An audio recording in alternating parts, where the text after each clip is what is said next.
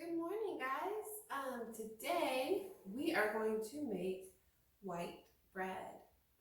Now, I have been making bread for several years now, and it was one of those things I always wanted to do, and then I got super intimidated by it because it seems so hard, and it's really not that hard, especially if you get some advice from somebody as you are learning. It's a lot about experience and practicing.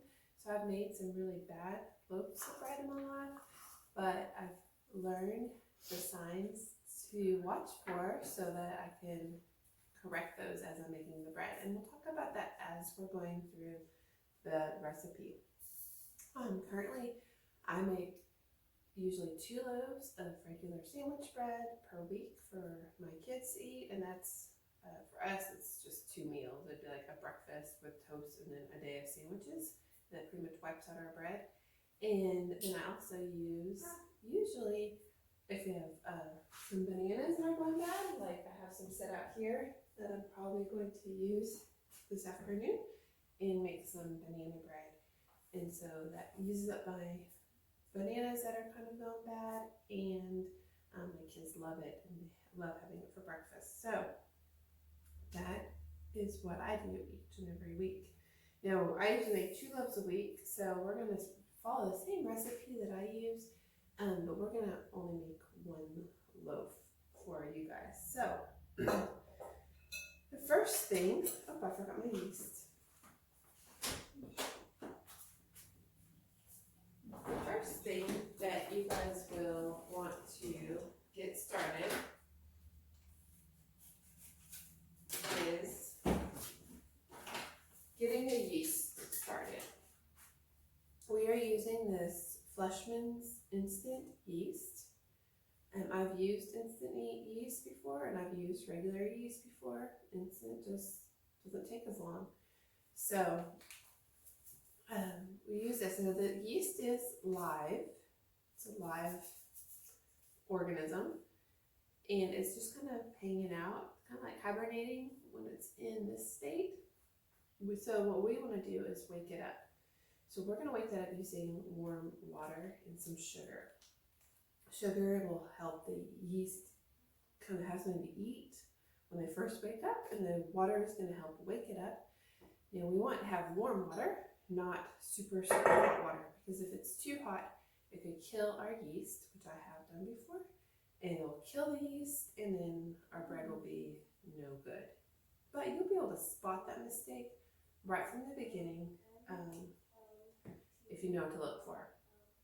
So that's the first one we're going to do, is we're going to get some yeast, some water. We're going to put some sugar in there, get that super dissolved, and then add our yeast, and then we're going to set this aside and let the yeast wake up, and that will take about 10 minutes. All right, so we're going to need 1 cup of warm water at about 110 degrees Fahrenheit. I never measure the temperature of my water. What I usually think of is, would I want to take a shower in this water?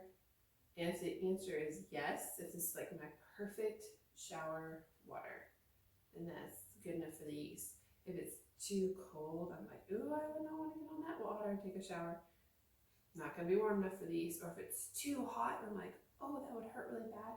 Too hot for the yeast. You'll also want to normally use a glass measuring cup, or a plastic one, like we've been using at school. Mine was glass, and it's no longer with us. It just recently had a little accident, so I'm going to be breaking the rules. I'm using a measuring cup to measure my water, even though this is for dry goods and not liquid goods. And hopefully by the next video I'll have my cup replaced. Okay, so we're going to get a cup of water. So I'm going to come over here to my sink. You can still see me. I'm at my sink. I turn my hot water on, and I've been using my hot water, so it's still all pretty warm. And that is about my shower temperature. So that is good. I'm going to pour it in my bowl here. Okay. And I'm going to use a 1/3 cup of granulated sugar. This recipe is what I've been using for several years for my bread. And it's actually the ones that Amish people use. It uses very simple, ordinary ingredients. There's not a lot of fancy stuff that's going on in there. And so I really like it for that. And I'll also be honest, sometimes if I'm running short on time, I will use my mixer. And I'll just pour everything in my mixer, and I'll even use my mixer to knead it.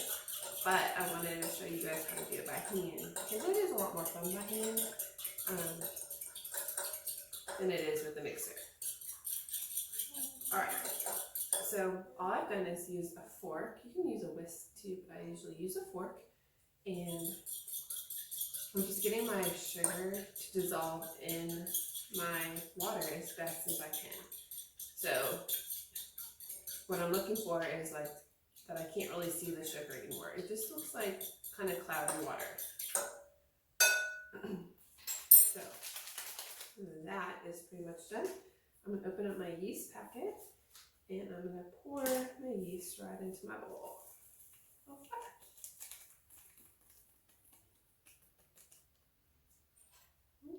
Once again, I'm just going to use my fork.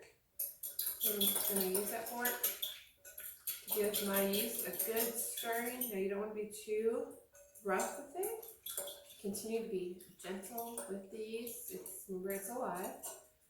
And we're just going to give it a little wake-up call. Wake up, yeast. So, after that, we're going to let that set for 10 minutes. Alright, I told you guys that you would know right from this step whether you've killed your yeast or not. And so when we come back in 10 minutes, I'll show you what your yeast should look like. Okay? So I'm going to pause my video and we're going to come back and meet again in 10 minutes. So set your timers.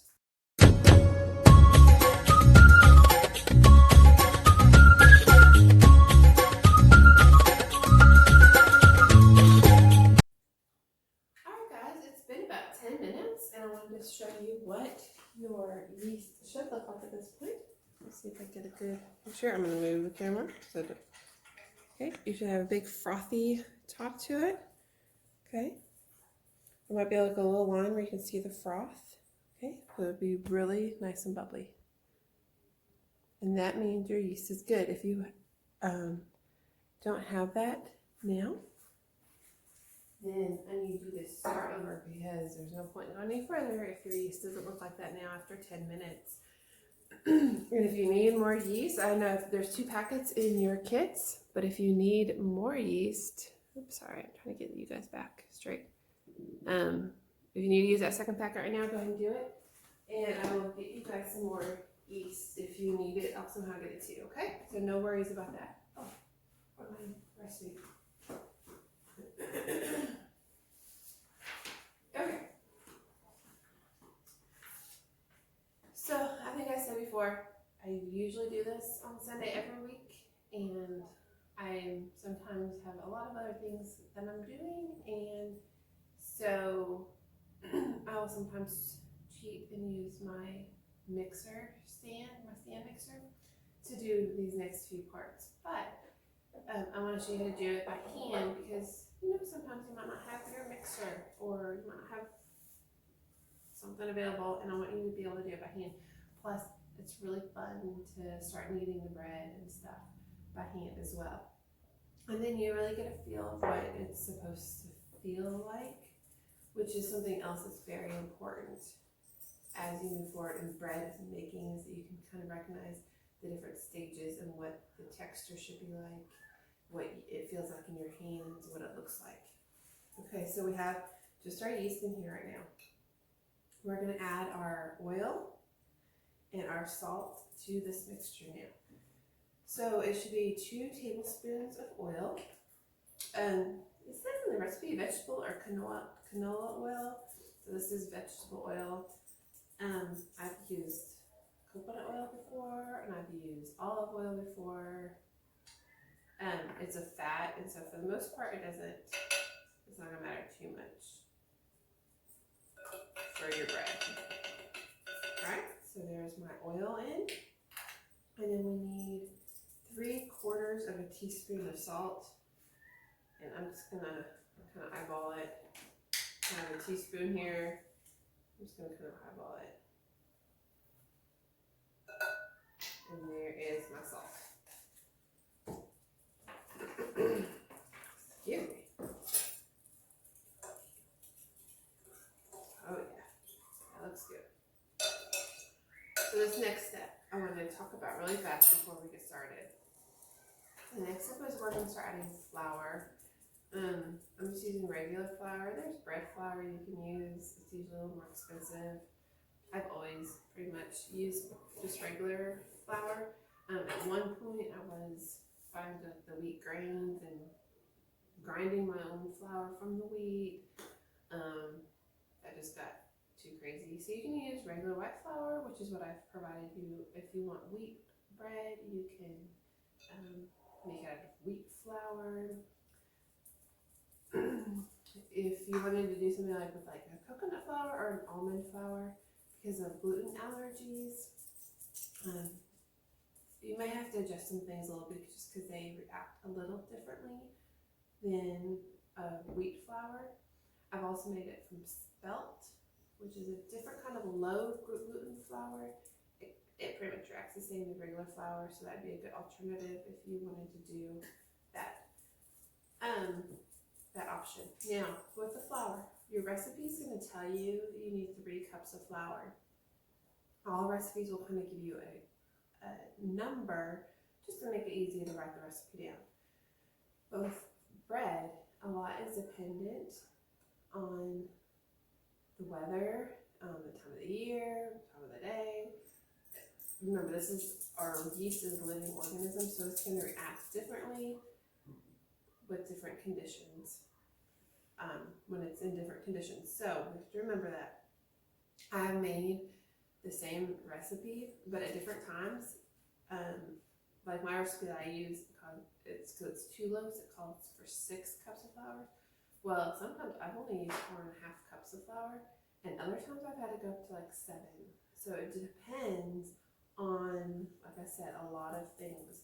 That's why it's really important for you guys to start recognizing and knowing the texture and the feel that your bread is supposed to be at this stage to know how much flour to add.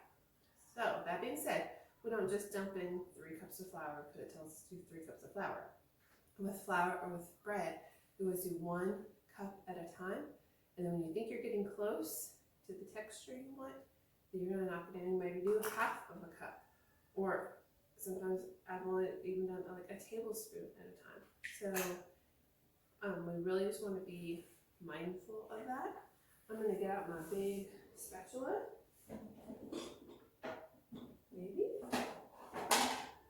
Kids put stuff away, they don't put it back where it's supposed to be. And this time it did not get it back where it's supposed to be. This is my spatula. This is my big wooden spoon. So it's too full, I can spank with it. You can use it for bread too. You can say hi to everybody? Okay. So we're going to start with 1 cup of our flour right into our mixture. We've also created a lot of air bubbles with your yeast, so we don't want to just kind of beat it out. Just a nice, easy mixture. So looking for my spatula. It's okay, babe. I'll just use some spoon. It'll be just fine. I don't know what he did with it. It's a mystery. Probably has it in his room somewhere.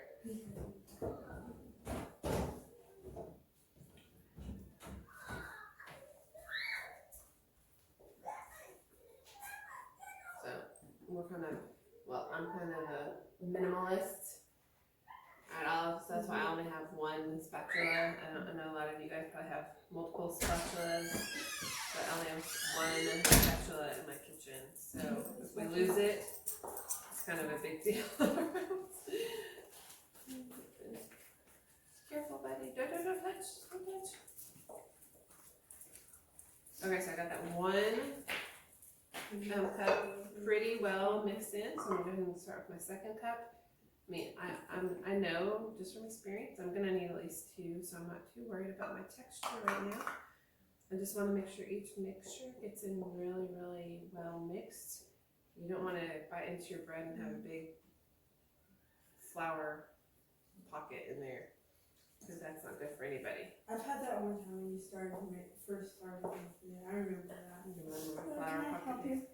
No, not right now, buddy. You can say hi to everybody if you want, though. Hi!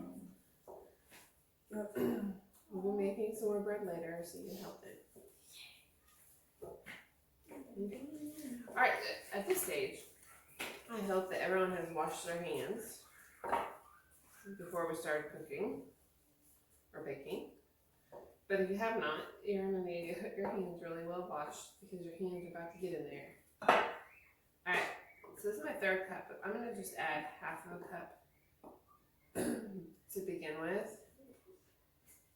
So when I first started making bread, I thought it needed to be like Play-Doh consistency, like pretty dry. And I ended up with pretty dry bread. I went to a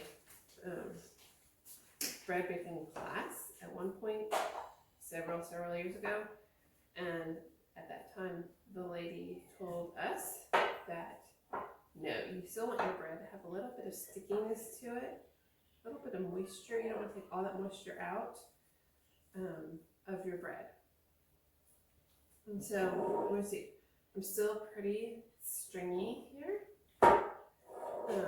You see, it's still pretty sticky. My bread, I don't know if you can see that or not. And so I'm going to add a little bit more flour to this. So I have a third of a cup here. I'll just add just a little bit. That's probably about a tablespoon actually. I'm just adding. Can I help you, babe? No. I just want to watch you. Okay. You just want to be that creepy kid in the video. Yeah. Okay, so just by adding that one, I can see a big difference in my bread.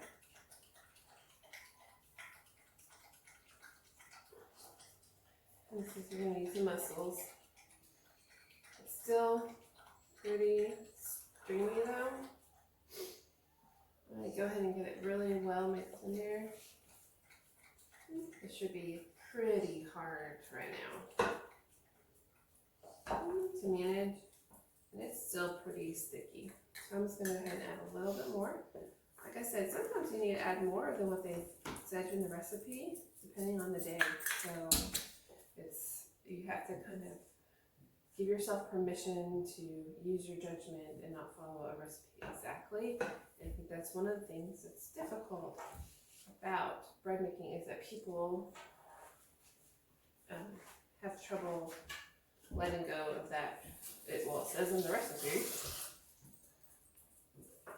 Okay. I'm going to ask a question that I know some of them have. Okay.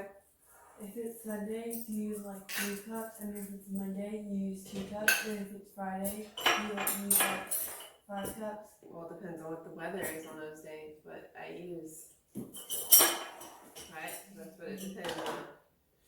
Alright, so here's when the fun part comes. I'm just going to flour my countertop here, just so it's not sticky. Get some flour on my hands. Now, I'm not at this point sure whether I'm going to add more flour to my actual bread or not. I'm going to get on my hands on it, and we're going to find out. What happens if Daddy's friend out works to watch this, gets this video? Oh, this isn't my banana bread. Oh. It's just regular white bread. Oh. Are you going to teach him how to do banana bread? No one gets to learn how to do banana bread. It's my secret. Sorry guys. You have to pay. It's delicious. You have to pay $10,000 to get the recipe. Next time we go to school, we should bring banana bread so that they can try it. Alright, next time we come to school, if we get to meet at school again, I'll bring you the banana bread It feels like we're never going to so meet you school can again. see what all the fuss is about with the banana bread. Daddy brings the recipe. It is a sought out recipe. My kids are pretty spoiled Mm-hmm. because they get it regularly. Okay. Yeah, so I'm not gonna add any more flour at this point. It's a little sticky. I could probably add, I don't know, I might, now that I'm working it. Once you start working it, you can kind of gauge, you'll be able to tell. If it's super sticky, you want to add just a little bit more. Like I said, I'm not gonna be able to give you an exact number amount. Because on the day you do this, it might be different than the day I do this. I did it, okay? So you're just gonna have to, if it's sticking to your fingers, if your fingers look like this, you need a little more flour, okay? Put your hand in the farm. Ooh, still a little sticky. Why? And you can tell on my tabletop, I have it sticking pretty good too. You want it to be sticky, but not like where it's sticking to stuff, if that makes sense. I hope their bread doesn't turn out like the big, fat one that you made. The fluff. I did make a very fluffy loaf last week. It was so good. It didn't really fit in our toaster very good, but it was still delicious, right? Mm-hmm. Yeah, we had to have small pieces. If your parents have ever watched I Love Lucy, tell them to show you the clip from I Love Lucy where she made bread. It wasn't quite that bad. Oh, the but one that was like really long that you showed us? Yeah. Okay. So this is feeling about good. Now the other thing is, I'm gonna add just a smidgen more. As you knead it and that gluten starts to work, it'll take away some of the stickiness too. So don't over flour up the front because you won't be able to take that flour out. You can always add a little more flour. I'm adding flour as I feel it continuing to stick to my fingers and making my fingers a mess.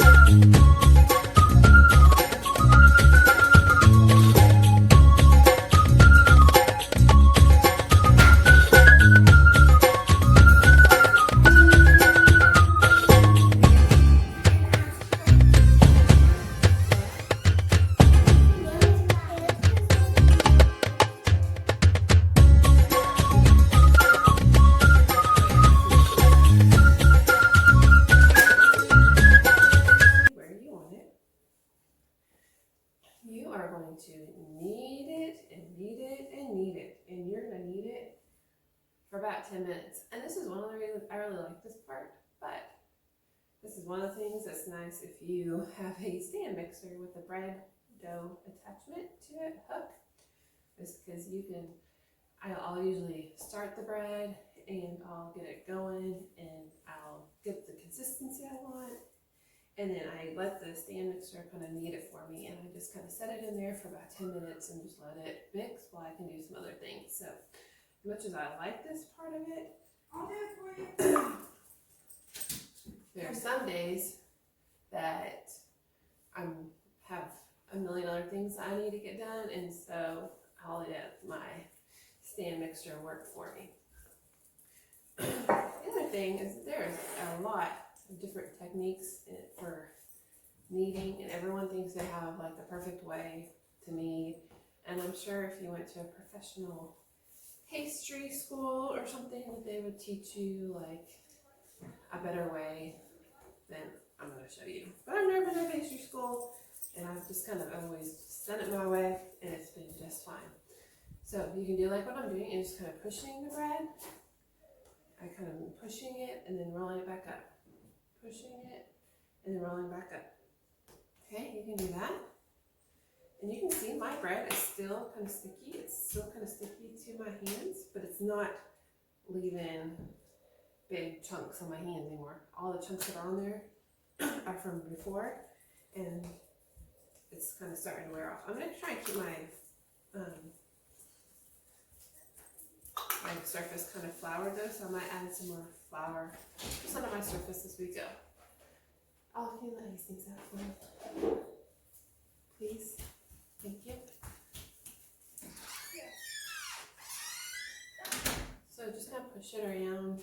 I know I've watched, if you've watched the Great British Bake Off, you see them like slapping their countertop like this.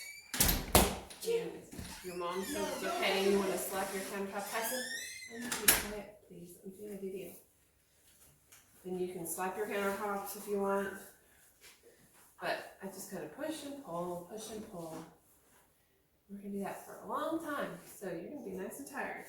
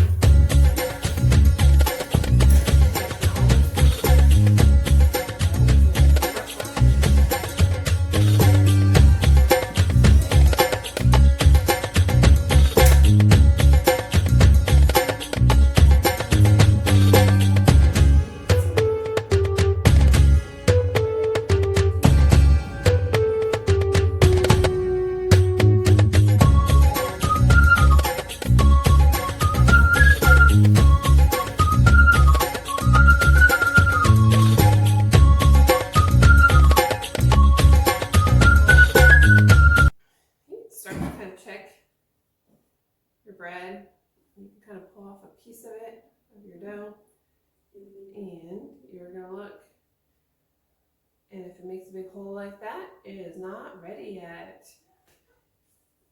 We're looking for it to be the gluten in the wheat to be developed enough, which means we've broken the bonds between the flour particles and we've rebuilt them up between the particles of all the other ingredients. So we want the gluten to build up enough so that when we pull that little piece apart, it's almost like a stained glass window. You can see through it, it stretches, it doesn't tear, basically. So we have a ways to go. So get those muscles.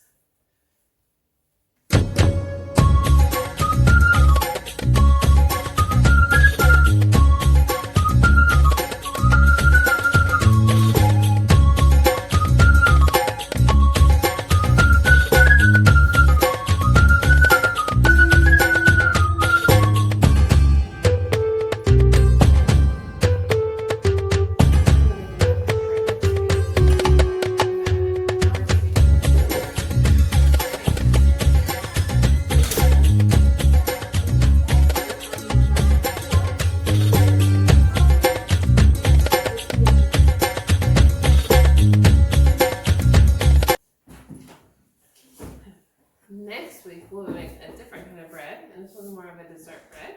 We're gonna make Amish cinnamon bread.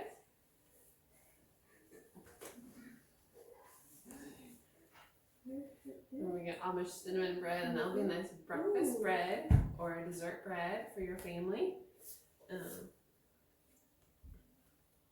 And that is a little different technique to make a bread like that, and that's similar to like my banana bread. It's more of a cake type process than it is a bread making process. So, but here, right? You get breakfast or cake for breakfast, then you can call it bread all you want, right?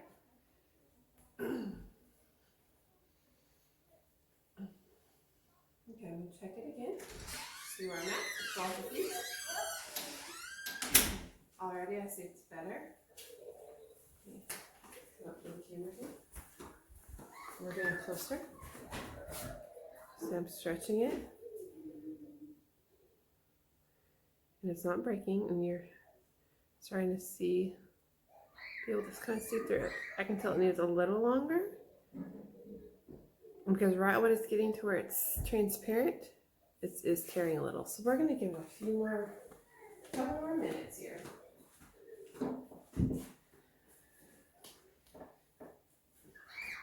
Your heart rate should be up a little bit. This is hard work. That's not easy. Y'all are doing great.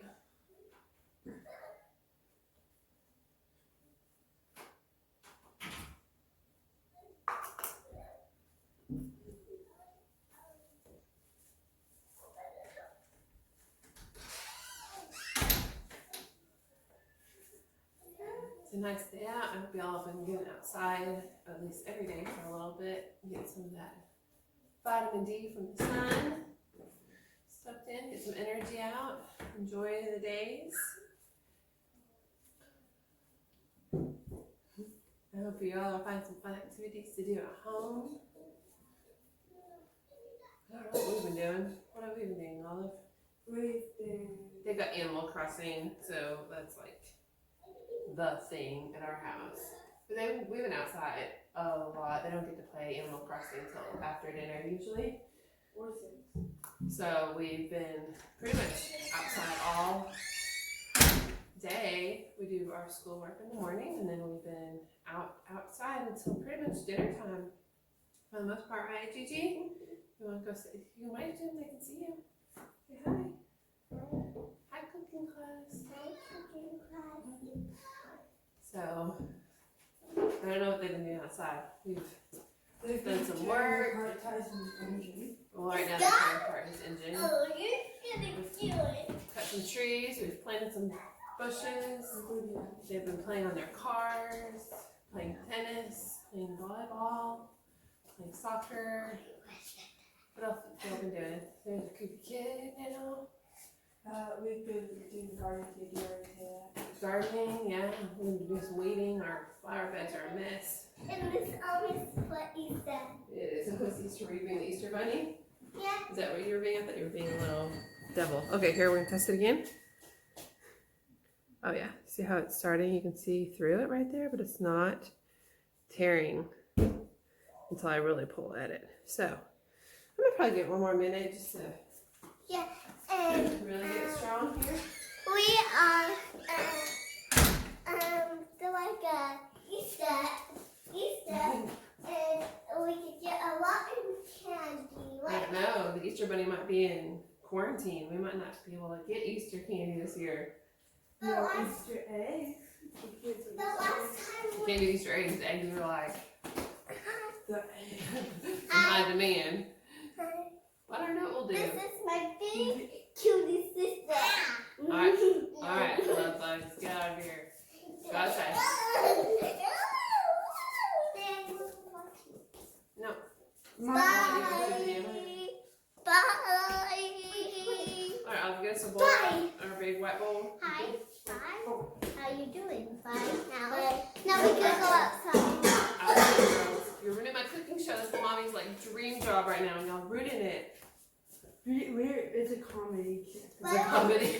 This is a new genre of filming. Cooking comedies.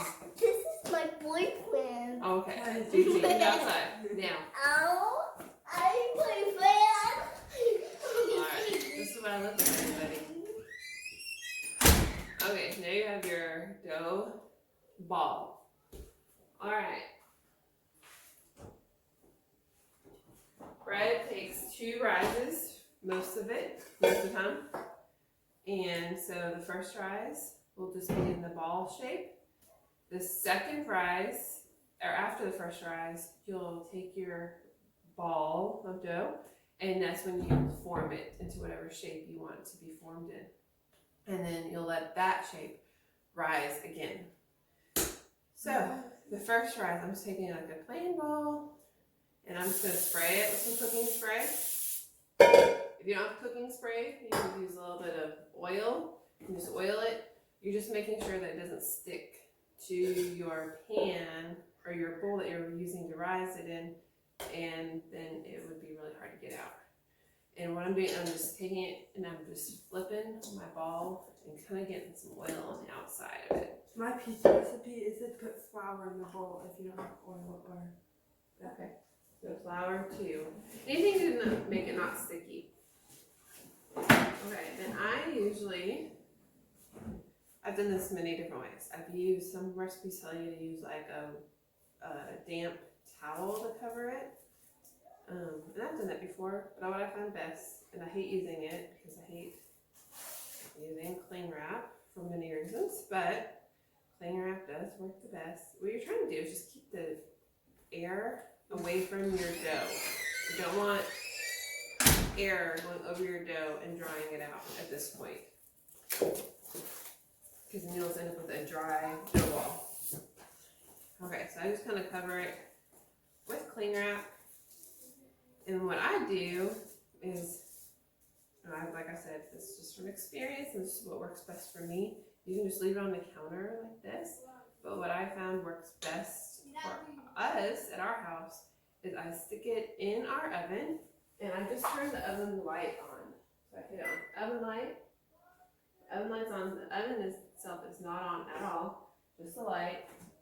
And then I just stick it in there. Anyway, twofold. It kind of gets a little extra warmth from the oven light, and now it's out of the way, out of our busy, active life, so that someone's not going to come in here and accidentally knock my dough over that at this point I've worked really, really hard at. So you're going to let that rise for about an hour. So I'm going to check back in with you guys in 1 hour. In the meantime, I'm going to clean up the mess I made, and you guys need to clean up the mess you made. Do not leave it for your mamas to clean up, so that they let you cook again and bake again with me next week, okay? So use this time. It'll only take you 5 minutes. Clean up everything, put everything away exactly where it was, and then you'll have 55 minutes to go and play or do something else, and then come back in an hour and check back in with me, and we'll go to the next step. All right, here's my pause button. You have it?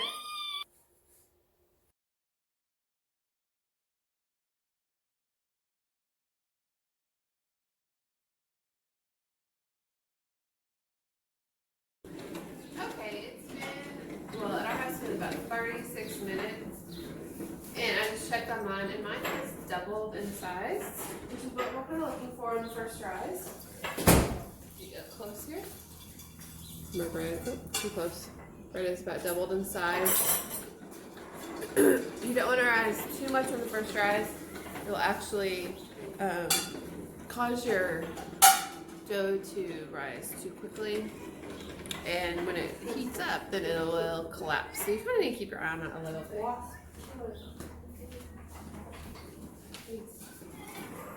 Okay, so I have my bread pan I'm used to cook my bread in.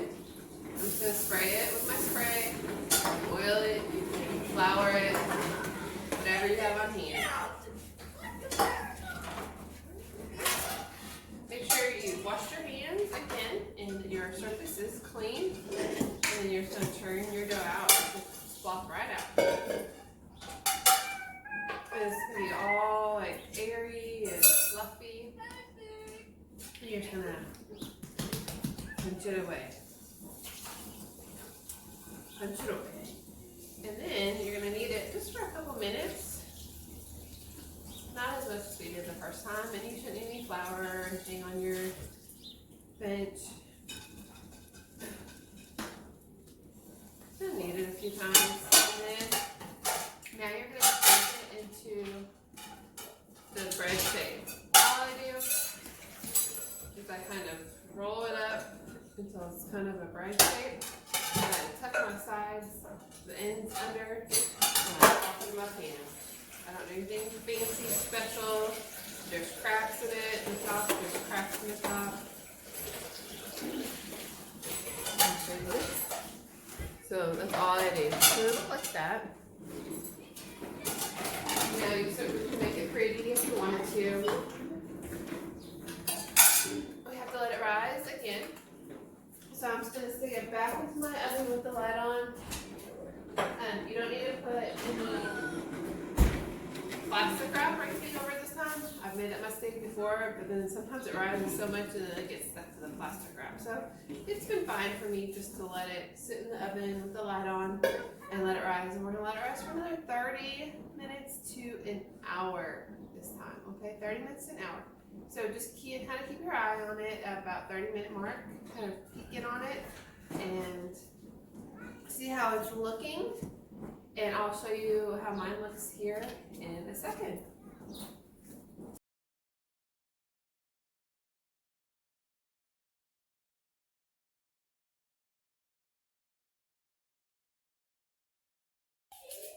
Hey guys, we're back. Our bread has risen. It's been, I don't know, about 30 minutes. Our bread looks like that now. And it's not as big as you think a store-bought loaf is. It's not going to be quite as big and perfectly formed. That's just okay. It tastes better than store-bought. It will rise a little more in the oven as the heat expands the air in there and it gets even bigger. So we're going to pop it in the oven right now for about 30, 35 minutes. Then we're going to start checking it pretty regularly. And when we pop it out of the oven, we're going to have some melted butter ready to kind of glaze the top with it. So pop in the oven, start checking it for about 30 minutes. Now remember, the outside is going to bake faster than the inside. And so, I feel like my camera's doing something weird. Sorry about that. And so just because the top looks like it's done, kind of feel how heavy it is now. It should be quite a bit lighter when it's actually cooked, okay? The other thing, you can kind of slide it out and kind of look at the bottom, and if the bottom's still kind of moist and mushy, you know it's not done yet. So we're gonna pop this in the oven and I'll show you what it looks like when it's done. Excuse Olive, she's making some jam. Oops, sorry. Do about 30, 35 minutes.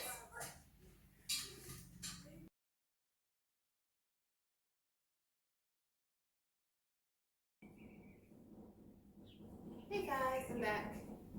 Alright, I've pulled my bread out of the oven. So I'm going to show you what it looks like. Actually, I'm going to bring you to it. You're already going a little ride here.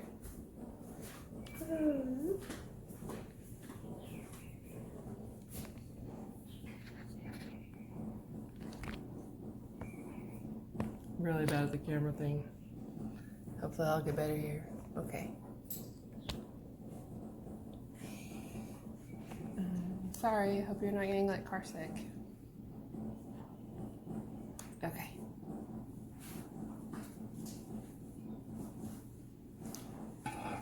Alright. There it is. That's what it looks like. Now out of the oven. So it has a goldeny brown color to the top. This is what the bottom looks like. It's pretty crusty. There's not a lot of squishiness to it. One other way you can kind of test it. Oops.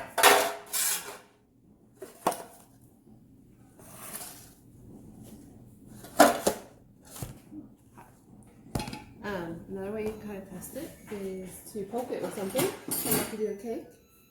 Okay, you're going to stick something in it, and if it comes out clean, then you know that it's cooked pretty well inside.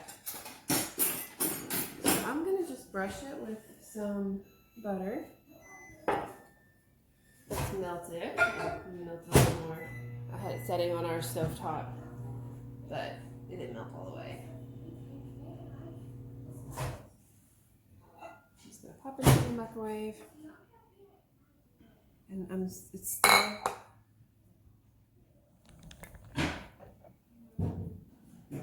still in the baking pan.